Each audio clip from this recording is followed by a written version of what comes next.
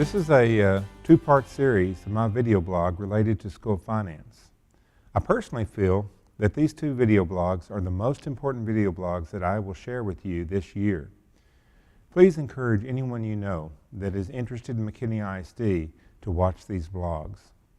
The topic of school finance is one that can easily create confusion and frustration in the public, and even for the most seasoned school finance expert, administrator, or legislator. The fact of the matter is that the way in which the state of Texas funds our public schools is both complicated and ever-changing. For the purpose of this McKinney ISD update, we can't possibly explain all of the intricacies and implications of the decisions made by our legislators in Austin. However, we are going to attempt to provide a very candid and straightforward explanation of the financial state of our school district and the impact that recent cuts in state funding have had on McKinney ISD during the past several years.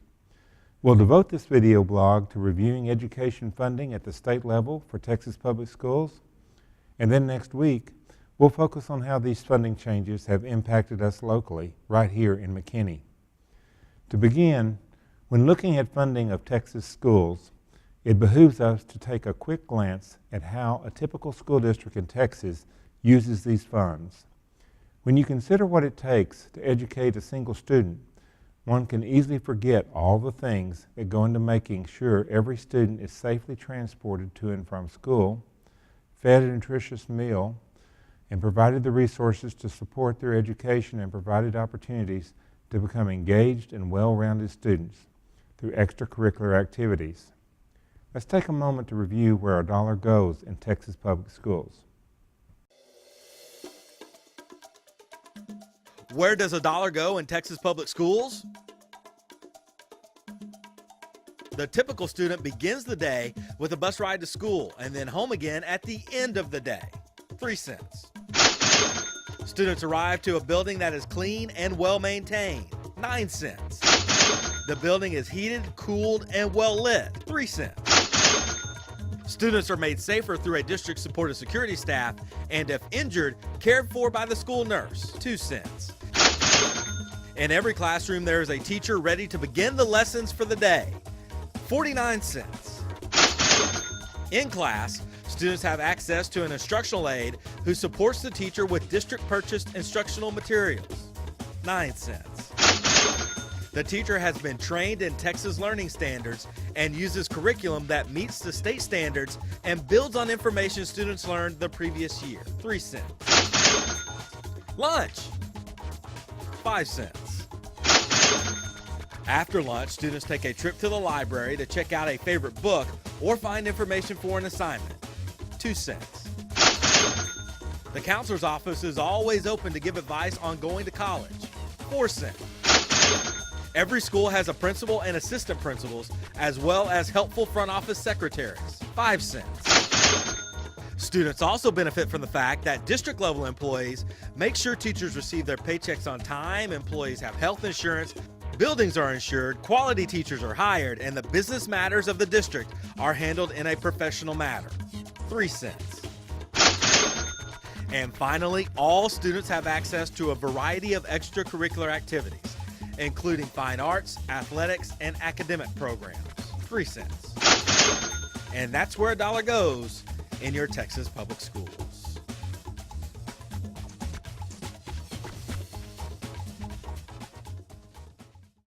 Now that we've reviewed where a dollar goes, let's take a moment to review how the state of Texas funds the education of a student.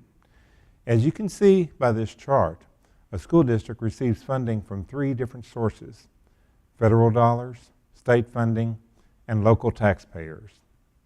In 2009, we received federal stimulus dollars, and that funding source ended in 2011.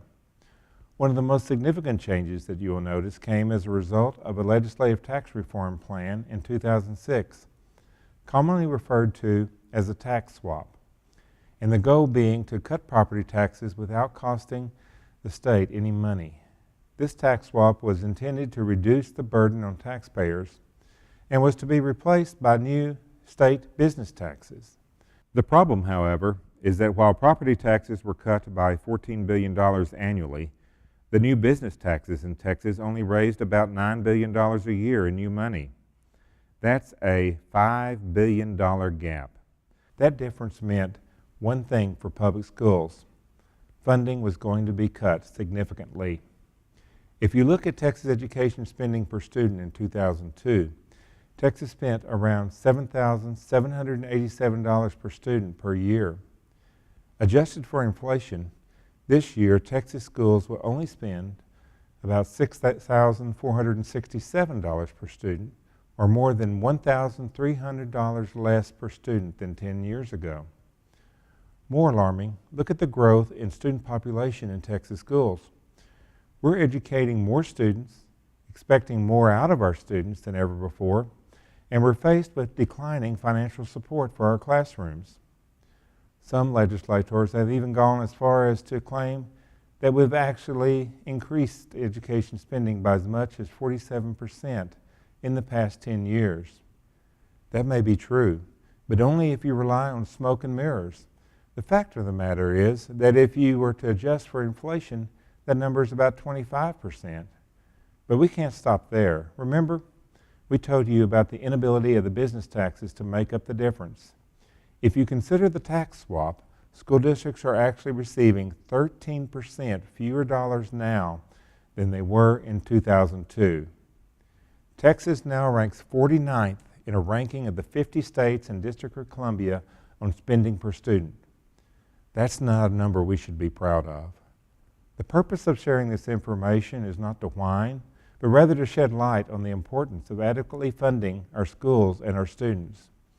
We expect our children to be competitive in a highly global society, and the only way to accomplish this is to hire and support the highest quality teachers we can and provide them with resources to successfully prepare our students. Next week, we'll look at the funding issue at a local level and talk specifically about how your students are being affected in McKinney ISD. We know great things are happening in classrooms all across McKinney, but that doesn't mean we shouldn't be diligent in our effort to provide the best education possible for our students. This community has a long-standing tradition of supporting public education, and we want you to know how much we appreciate that support. Thanks for taking the time to join us today and listening to me, and make it a great week.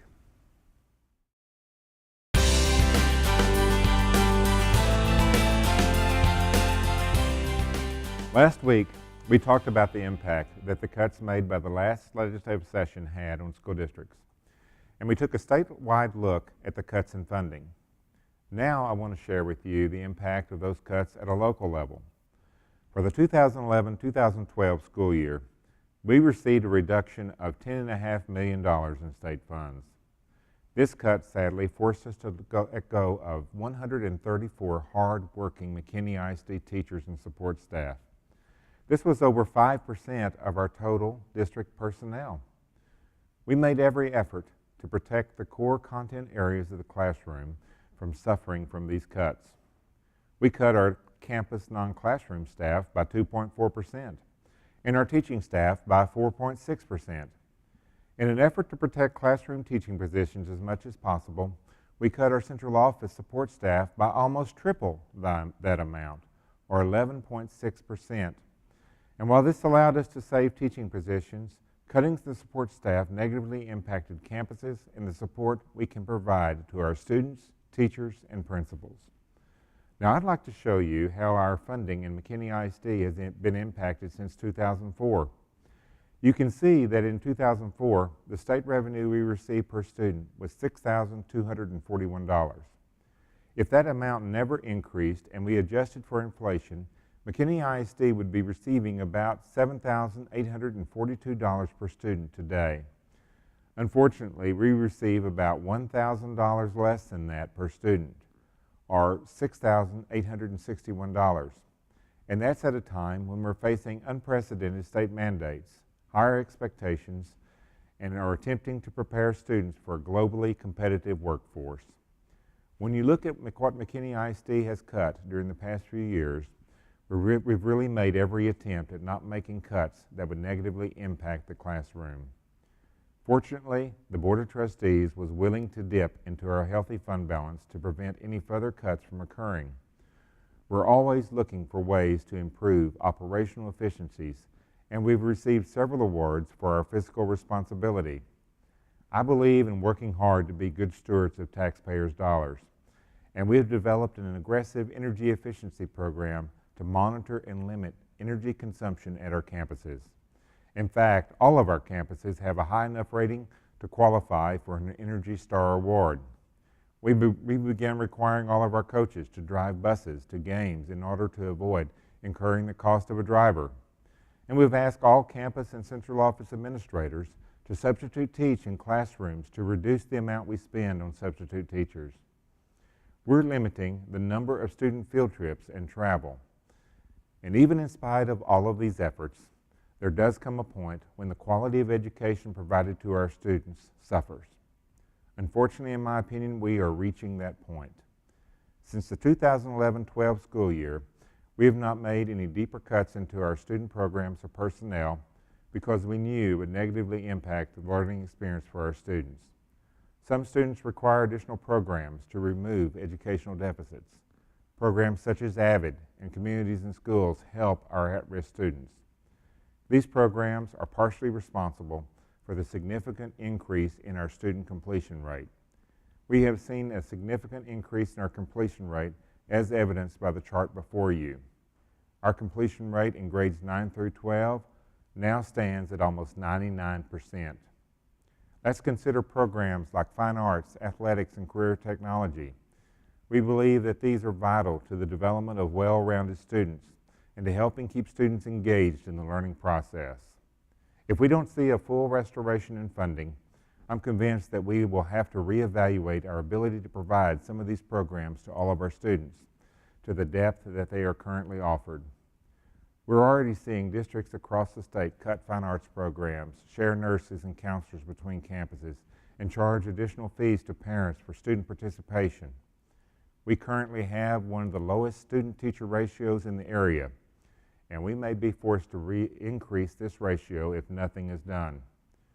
We want to avoid making these extreme measures, but I'm afraid we may not be able to hold off much longer without changes in funding from the state. Extracurricular programs have enhanced the quality of life of our students and have provided leadership, skill development, and the ability of working together as a group to accomplish goals. Life skills that are vital for success as an adult. So where do we go from here? We are fortunate to still have a healthy fund balance for one more year, and it will be my recommendation to the board that we use it to delay making these difficult cuts in our district. We can assure you that we'll be following closely the decisions that our legislators make in public school funding. I know this is not the most uplifting of topics for us to cover, but it's important, and I think we need to have open dialogue about the issues we're facing here in McKinney. This is a great school district, and I feel that we are part of the reason that McKinney has been selected as the second best place to live in the country, and we want to keep it that way. Help us by sharing this video and the one last week with your friends and family, and let's raise awareness on this important issue. Thank you for your support for McKinney ISD, and let's make it a great week.